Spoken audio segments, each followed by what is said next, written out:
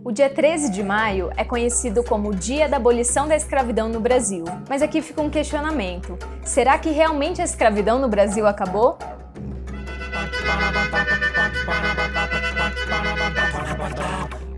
Foi no dia 13 de maio de 1888 que a princesa Isabel, então regente do Império, assina o decreto de lei que abolia a escravidão no Brasil. Esse decreto ficaria conhecido como a Lei Áurea. De acordo com esse feito, ela recebeu o apelido de A Redentora. Mas a gente não pode confundir esse ato como benfeitoria, nem muito menos uma preocupação com aqueles escravos. A própria lei da abolição, então, que é assinada no dia 13 de maio de 1888, diz o seguinte, que a partir desta data, todas as pessoas negras escravizadas, todas as pessoas escravizadas estarão agora libertas.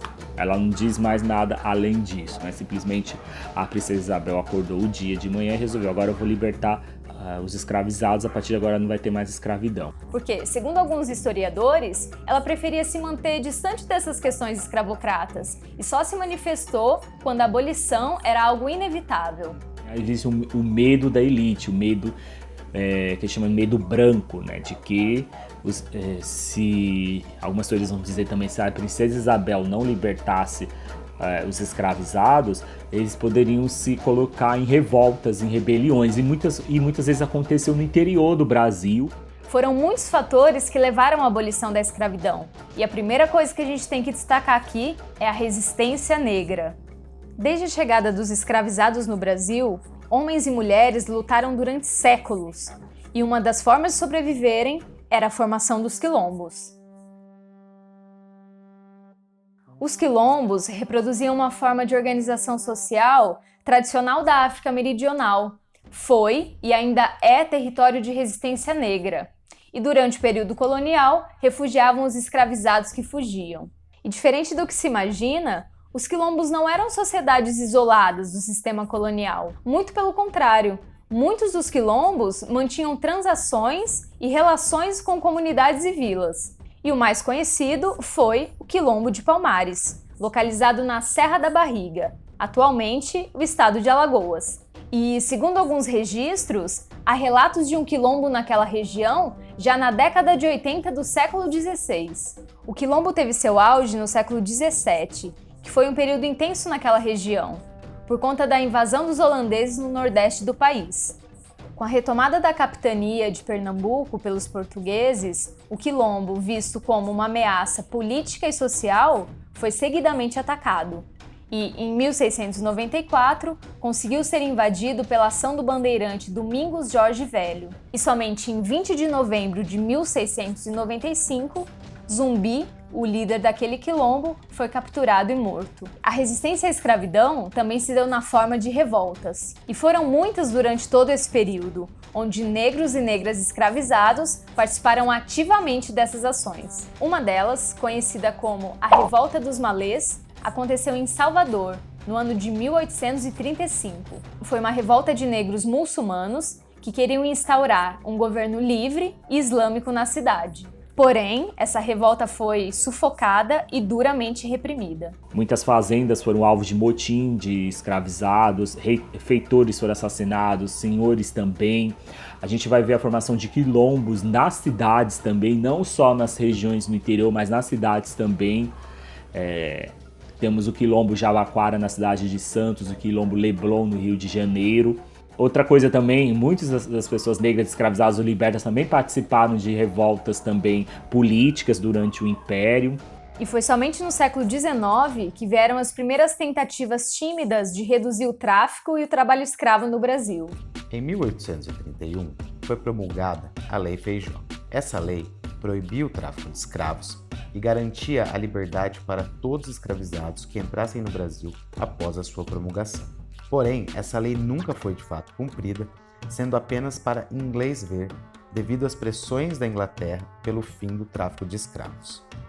Já em 1850, com o aumento da pressão externa, é promulgada a Lei Eusébio de Queiroz, proibindo o tráfico de escravos ultramarino.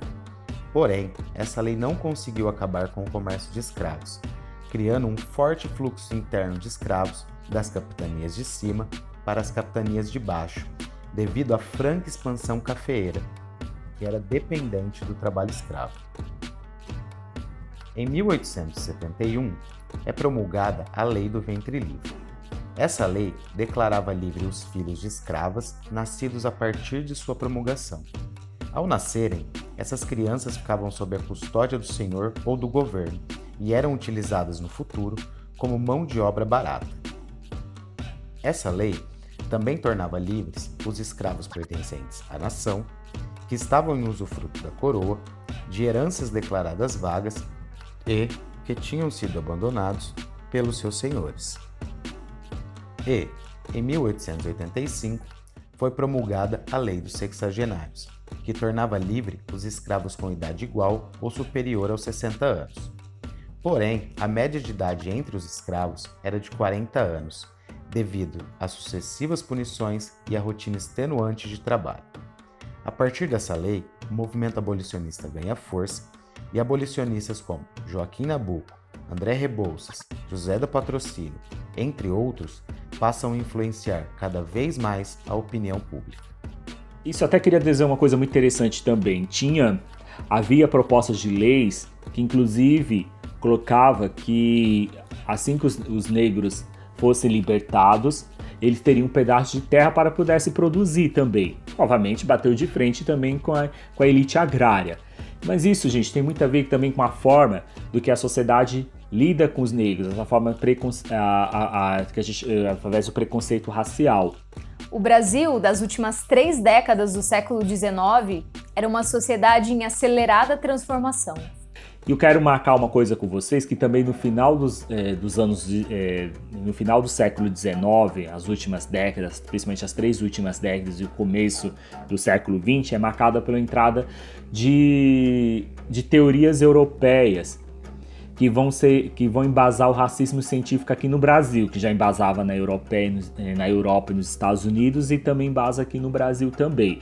Então a entrada do positivismo, né, que vai ajudar no pensamento republicano, o evolucionismo social, as teorias deterministas, todas elas diziam, cada uma na sua frente, cada uma de um certo grau, que existiam raças diferenciadas, né? Que somente alguns grupos atingiram o ideal de progresso e de civilização. O movimento da República, ordem e progresso, a base aí do positivismo.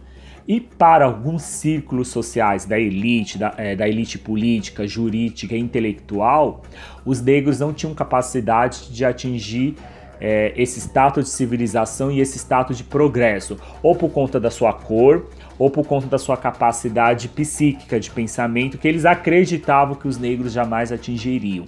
A gente chama isso também de teorias poligênicas, que há diferenças de raças a partir de uma compreensão mental que cada uma tem. Teorias penais para diferenciar as raças. Então os negros vão ter um determinado tipo de penalidades que vai ser diferente dos brancos. A classificação racial. Isso vai ser um marcador de diferença também. Embora já houvessem rebeliões, fugas e mesmo a organização dos quilombos no Brasil no século XVI, foi somente nas últimas décadas do século XIX que houve uma campanha organizada da sociedade civil livre. E no final de agosto de 1880 é fundada a Sociedade Brasileira contra a Escravidão. Quando você vai se aproximando aí da data de 1888,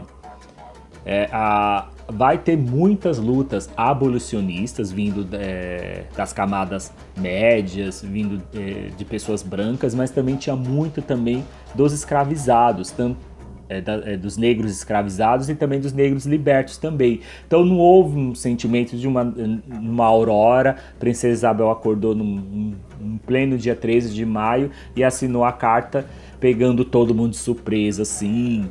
Ou essas pessoas foram lá pedir clemência, pedir ajuda, pedir qualquer coisa, ela foi e concebeu como se fosse uma grande redentora, que é essa imagem que coloca a heroína. Não, houve paulatinamente durante o século XIX, mas isso a gente já viu inclusive no período colonial, lutas de pessoas negras querendo o fim da abolição. Tanto faz se elas estão na condição de escravizadas ou libertas. Mas no século XIX isso vai se aprofundar mais. E aí, em maio de 1888, veio a Lei Áurea. A abolição faz parte do projeto de modernização conservadora e de um novo delineamento social que a elite brasileira desejava para o país. Ela Sim a Moça, no último capítulo houve a abolição e ela vai libertando as pessoas, os escravizados agora libertos, recém-libertos. Eles vão embora. Na medida que eles vão embora da fazenda, aí tem uma narração dizendo que eles estão indo embora pelas estradas, deixando as fazendas que estavam em busca de outras oportunidades de vida. Eles estão andando pelas ruas de terra da área rural. E quando eles estão indo, ao seu encontro estão vindo um grupo de italianos. E eles se encontram na mesma estrada de terra. Negros de um lado e italianos de outro. Os italianos indo em direção às fazendas, né? Então a novela termina mais ou menos nesse sentido, assim, dizendo que os negros agora estavam indo às cidades procurando um novo modo de vida. Que não iam estar mais trabalhando nas fazendas, e quem ia estar trabalhando nas fazendas a partir desse momento ia ser a substituição da mão de obra escrava pela mão de obra de imigrantes. Isso aí diz muito sobre um pouco da história, né? Sobre um pouco desse momento, o que foi a abolição pós, o que aconteceu depois que a princesa Isabel assinou a Carta de Abolição. E mesmo com algumas exceções, a campanha abolicionista de 1880 estava longe de ser uma campanha humanitária e em nenhum momento buscou reformas sociais democratizantes de inserção do negro na sociedade pós-escravista. Se a abolição não preveu nenhum tipo de indenização para os fazendeiros, muito menos previu qualquer tipo de indenização, reparação, justiça social ou algum tipo de auxílio para as pessoas recém-libertas, os negros recém-libertos. Então a história vai mostrar isso mesmo, os negros foram recém-libertos e foram jogados à sua própria sorte. Vão ter teorias que vão marcar também, teorias de extermínio mesmo, e teorias que vão basear para a expulsão de negros, para que os negros retornem para a África. Uma ideia de uma limpeza higienista vai ser propagada aí na virada aí do século XIX para a virada do século XX.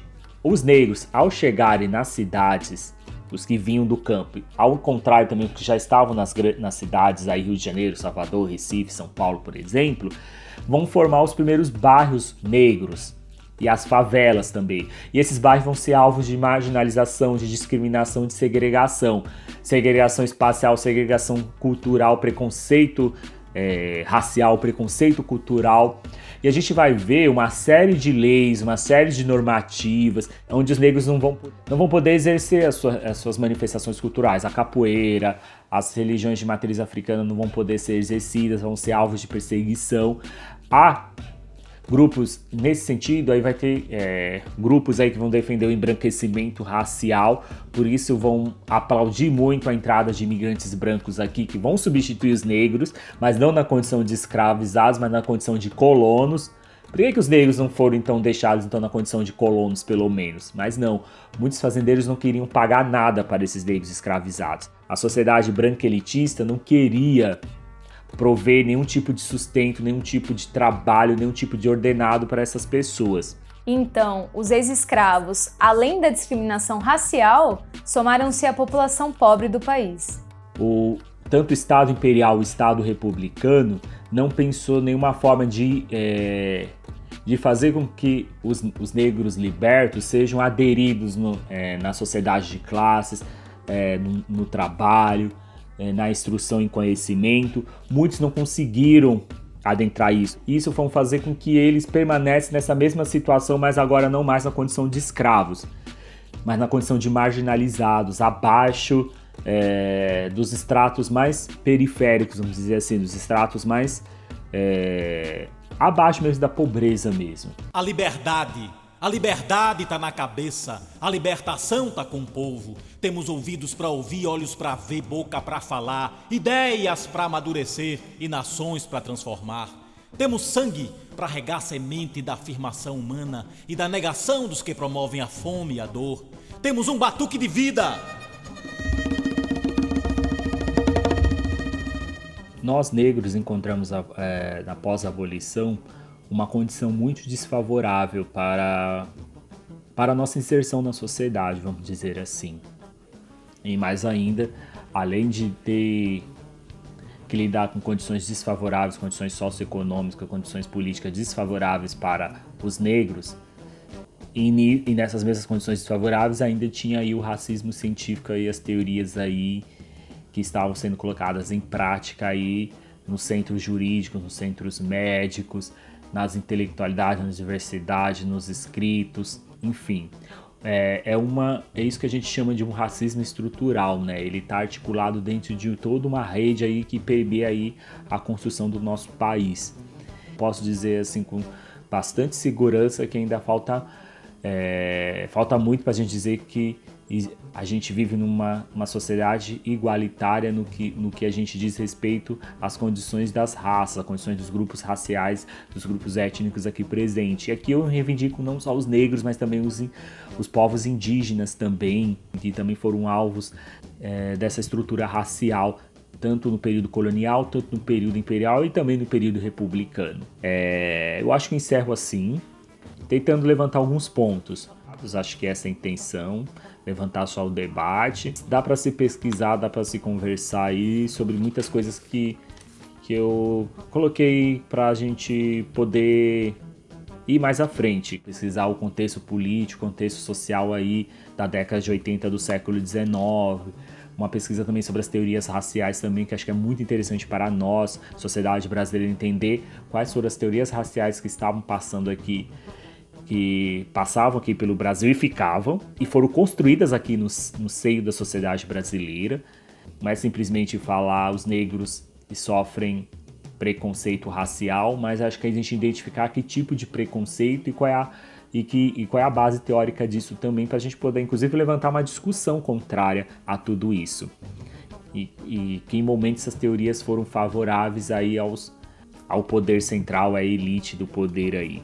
Eu acho que dá para, a partir desse momento também, pensar como nós negros, tanto no período da escravidão e pós-período da escravidão, a gente se organiza aí, podemos se organizar, ou como se organizavam, ou como podemos nos organizar, ou como nós estamos se organizando atualmente para frear os efeitos aí do racismo, do preconceito, da segregação e tudo isso. Obrigado aí, coletivo, pela confiança, pela responsabilidade. Muito obrigado, valeu.